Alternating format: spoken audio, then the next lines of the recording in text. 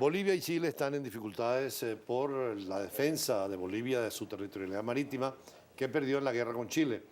Más allá de las discusiones bilaterales, normalmente los estados ocurren a la Corte Internacional de Justicia de La Haya. Por cierto, en el caso de Guyana, que tenemos tantos problemas entre Guyana y Venezuela por el Esequibo, Guyana nos llama a ir a la Corte Internacional de Justicia, pero es muy delicado, es peligroso. Colombia fue con Nicaragua y aparentemente no salió muy clara la situación. ¿Cómo ves tú este caso de las declaraciones que han dado Evo Morales y la Cancillería boliviana sobre ese conflicto? Bueno, Evo Morales dio unas declaraciones hoy muy fuertes, ¿no? Muy duras. Y pareciera que Chile no va a ceder en nada y que eso va a ser un problema muy serio de resolver, ¿no? Lamentablemente, las relaciones entre los dos países están rotas precisamente por ese tema.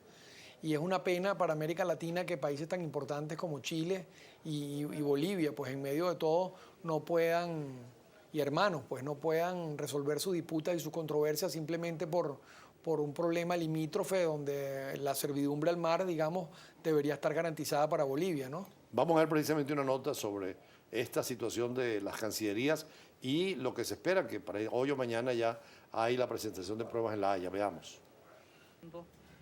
Al templo de la paz en busca de justicia.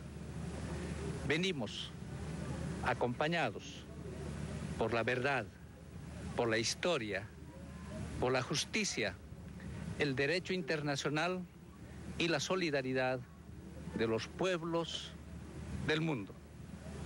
Estamos seguros que la Corte, a la cual respetamos, nos escuchará y hará su trabajo.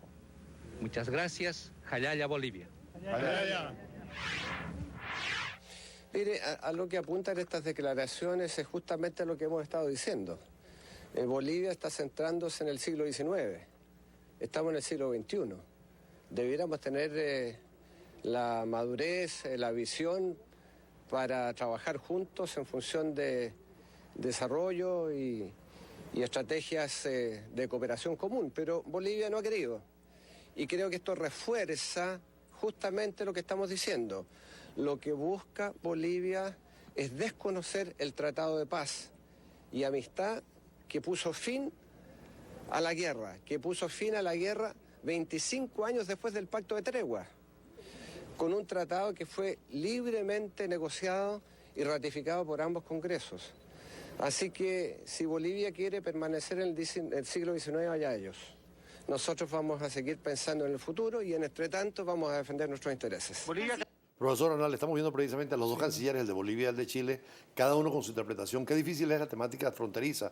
Cada país, por supuesto, defiende sus intereses, Claro. pero es difícil por vía bilateral. Por eso se recurre a una corte internacional como la Corte de La Haya, que ustedes precisamente en sus clases las explican a los alumnos, ¿no? Sí, claro. O sea, es muy interesante el tema de las cortes porque es un tercero, digamos, que puede justamente sobre la base de ser eso, un juez imparcial, decidir lo que considere conveniente. El tema aquí es que realmente se acepte la demanda de Bolivia porque la Corte no está obligada a aceptar y Chile no está aceptando. Entonces va a ser muy difícil ahora que realmente esto tome cuerpo ahí en la propia Corte de La Haya. Por cierto, frente al problema de Venezuela con Guyana por el Esequibo, hay también el planteamiento de varios métodos que establece la Carta de Naciones Unidas, el artículo 33.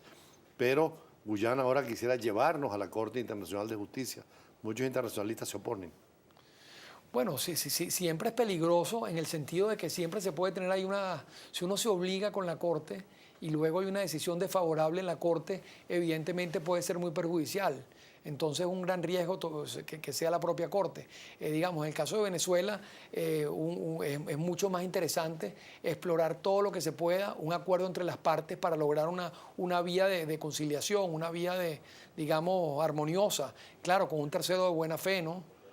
Que en el caso del Caribe se ha manifestado precisamente por Guyana y no nos han dado ningún respaldo, a pesar de tanta ayuda que se le ha dado los venezolanos al Caribe con la parte petrolera, ¿no? Sí, bueno, lamentablemente hay mucho más afinidad geográfica de ese lado que del nuestro, ¿no? Una pregunta también quería hacerle, porque usted que da historia a los Estados Unidos, estas manifestaciones violentas que ha habido ahora en el norte con el problema del racismo, ¿a dónde puede llegar todo esto? Bueno, es muy peligroso lo que está pasando en Baltimore y lo que ha pasado en los Estados Unidos últimamente con relación digamos, a que se ha desatado las fuerzas del racismo es un problema de vieja data, la verdad, pero se ha acentuado en los últimos meses, inclusive en los últimos años, y realmente hay que atenuarlo en la medida, con todo lo que se pueda. O sea, Barack Obama era como una esperanza, ¿no? Porque venía sí. a ser el primer hombre de color, presidente de Estados Unidos, pero es difícil, hay una raíz histórica terrible, ¿no? Sí, es que los afroamericanos son alrededor del 15% de la población y se cometen casi cerca del 40% de los crímenes. Entonces las policías tienen un sesgo, digamos, que no tiene solamente que ver con el racismo, sino que tiene que ver con el tema de la delincuencia y la criminalidad.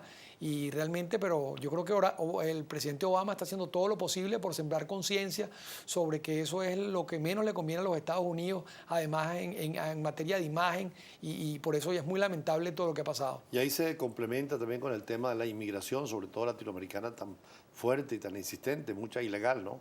Claro, mucha inmigración ilegal, igualmente los latinos, pero que la inmigración latina, y claro, y es una situación es producto no solamente del tema racial, o sea, toda esa inseguridad desbordada allá, es producto de que esos sectores son los sectores, digamos, más desposeídos, y por ser los más desposeídos, los que tienen menos cultura, los que tienen menos educación, los que tienen menos arraigo. Entonces, bueno, se producen esos fenómenos sociales negativos que hay que, evidentemente, en toda sociedad evitarlos, ¿no? Por ahora, la relación con Cuba, como decía al comienzo, que el Papa influyó mucho en ese contacto, ayuda mucho a la relación Estados Unidos-América Latina, ¿no? Sí, y es un gesto interesante, además que el Papa va a visitar Estados Unidos y también va a visitar a Cuba. O sea, creo que es el tercer Papa ya que va a Cuba con ese mensaje de apertura, de que evidentemente es un pueblo latinoamericano, que es un pueblo que merece vivir en libertad, apoyando sobre todo al pueblo más que al gobierno, ¿no? Dos visiones, en definitiva, de Raúl Castro y de Fidel, ¿no? Fidel más idealista, más soñador, más radical.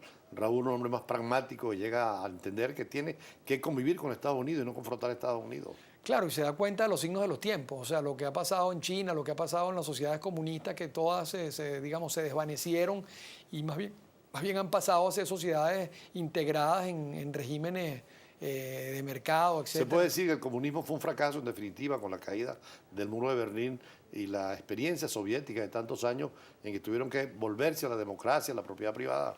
Sí, sobre todo desde el punto de vista político, o sea, sobre todo desde el punto de vista de la dictadura del proletariado que Marx planteaba ahí, que se convirtió en muertes, en una nueva clase también política. En violaciones a los derechos humanos. Bueno, en la propia Rusia hubo hasta 9 clases sociales, después de que habían hablado de que iba a haber una sola clase social, o sea, que realmente todo el sistema, todo lo que planteaba Marx, digamos, salió de alguna manera al revés. Inclusive Marx planteó que el comunismo comenzaría en las sociedades más capitalistas y comenzó en las sociedades más agrarias y más atrasadas, como Rusia y China. Fue doloroso, después de tantos años, una experiencia fallida, volver otra vez a la libertad privada, a la propiedad personal, al libre comercio, a la inversión extranjera, ¿no? Claro, y lo peligroso es que se copien ese tipo de modelos marxistas, de corte marxista, que conducen justamente a la pobreza, a la opresión, a la dictadura. O sea, hay que entender que hoy día todos estos países, digamos, que sobre todo los que más progresan, son los países que van con el mercado, que tienen economías abiertas, que tienen acuerdos. El caso de China incluso, siendo comunista, por eso. Políticamente en lo económico ha abierto sus fronteras. Eso que dijeron ellos, un país, dos sistemas. El caso de Hong Kong, ¿no? Y también de Macao, claro, que han permitido esa libertad, pero dentro del criterio de un solo partido, pero en una economía donde la inversión es muy, muy importante y donde la importación y exportación es libre. Exactamente, de eso se trata y justamente esas son las lecciones que tenemos que tomar nosotros. En vez de cerrar la economía, abrirla al mundo para que, como Chile, por ejemplo. También que el mercado y el capitalismo es una solución, porque ha tenido grandes problemas económicos y sociales. Claro, que además lo decía Oppenheimer, por ejemplo, ayer, hay que vincular esto con las sociedades más felices del mundo. O sea, paradójicamente en los países más felices sale México más feliz que Estados Unidos. Entonces, bueno, sin embargo, la gente va... O sea, el capital, el dinero, no necesariamente felicidad. Bueno, no necesariamente es felicidad, no es toda la felicidad, evidentemente que ayuda, pero hay que mezclar eso con muchos factores humanos, factores sociales que contribuyen ahí a que la gente se sienta bien y que esté Sí, contenta. hace poco estuve en Costa Rica, con la Universidad Nacional de Costa Rica, en unos foros sobre el Medio Oriente, y precisamente decían que un país pequeño, inclusive donde el ejército está prohibido, sin embargo, y con niveles económicos bien distribuidos, hay esa felicidad que tal vez no tienen otros países que tienen grandes desarrollos económicos e industriales. Sí, bueno, Costa Rica es uno de los países que aparece en esos rankings de primero en la América Latina, es increíble. Y realmente hay que estar muy, muy orgullosos de eso, o sea, de que países como Costa Rica aparecen en esos rankings mundiales de las Naciones Unidas en materia de felicidad como de los más felices.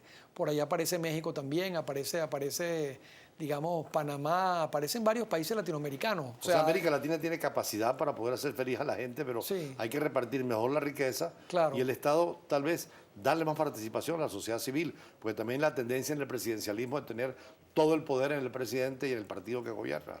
Exactamente, exactamente. Y creo que eso es un factor fundamental. O sea, no solamente crecimiento económico, sino que tiene que haber mucho crecimiento económico, pero el crecimiento económico tiene que venir acompañado con una serie de medidas, digamos, de tipo recreativas, de tipo sociales, de tipo armoniosas, que hagan las sociedades más fraternas. Pues el caso de Costa Rica que has citado es un caso extraordinario. Finalmente, tú que eres también internacionalista, la decisión de no ir a las elecciones parlamentarias del Parlamento Latinoamericano y del Parlamento del Sur, del Mercosur, que además hoy en día los países, Paraguay acaba de elegir diputados al Parlasur y al Parlamento Latinoamericano, no es quitar una expresión más de pluralismo político, de debate, con otra mentalidad distinta a la nacional, porque los parlamentos internacionales tienen otra visión y tienen otras tareas. Claro, y sobre todo que además en materia, los derechos humanos son progresivos, es una de las características de los derechos humanos. En función de que los derechos humanos son progresivos, en el pasado ya habíamos electo el parlatino de manera directa. Ahora no hacer esa elección es evidentemente incurrir en un retroceso histórico tremendo que viola esa universalidad, esa integración de los derechos humanos. En Europa, el Parlamento Europeo es tan importante que lo han convertido en la primera instancia institucional, con una independencia total de los parlamentos nacionales. Por eso, la idea es que se reconsidere esa medida y que el Tribunal Supremo de Justicia y el propio Consejo Nacional Electoral evidentemente tomen en cuenta que se trata de un avance que hay que consolidar en función de elegir, que el pueblo pueda elegir a su representante directo al parlatino, al Mercosur, etcétera, porque esos diputados pueden ser figuras que jueguen un papel estelar, digamos, en función de la integración de nuestros pueblos. Por cierto, hace poco eligieron en Centroamérica al presidente Zelaya como miembro del Parlamento Centroamericano. Es decir, son instancias distintas a la nacional, pero claro, ojalá, como tú dices, la medida se reconsidere y haya posibilidad también de esa participación en esos parlamentos regionales. Yo creo que eso es fundamental y es fundamental para la integración de América Latina, claro, que no sean los mismos parlamentarios, porque ¿por qué van a ser los mismos? Digamos, otros parlamentarios tienen que asumir esa tarea que es una tarea tan vital, tan fundamental en la Unión, porque en la Unión está la fuerza, en la Unión de toda Latinoamérica evidentemente puede haber una fuerza descomunal, pero si descuidamos estas cosas y las echamos para atrás, evidentemente estamos haciendo un daño terrible.